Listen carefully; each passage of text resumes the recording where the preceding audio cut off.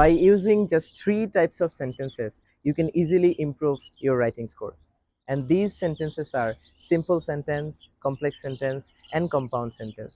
আমরা ছোটবেলায় চৌধুরী অ্যান্ড হোসেনের বইয়ে যখন এই 3টা টাইপ অফ সেন্টেন্সেস দেখতাম তখন খুবই ভয় পেতাম। সিম্পল থেকে কিভাবে কম্পাউন্ড করতে হয় বা কম্পাউন্ড থেকে কিভাবে কমপ্লেক্স করতে হয়, এই জিনিসটা নিয়ে আমরা খুব হিমশিম খেতাম। যার কারণে আমরা অনেক সময় এই জিনিসগুলো স্কিপ করতাম।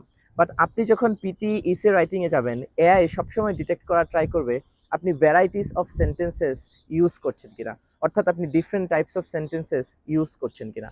আপনি যখন different types of sentences use করবেন, সেই ক্ষেত্রে আপনার মার্কটা কিন্তু তুলনামূলক একটু বেশি বাড়বে।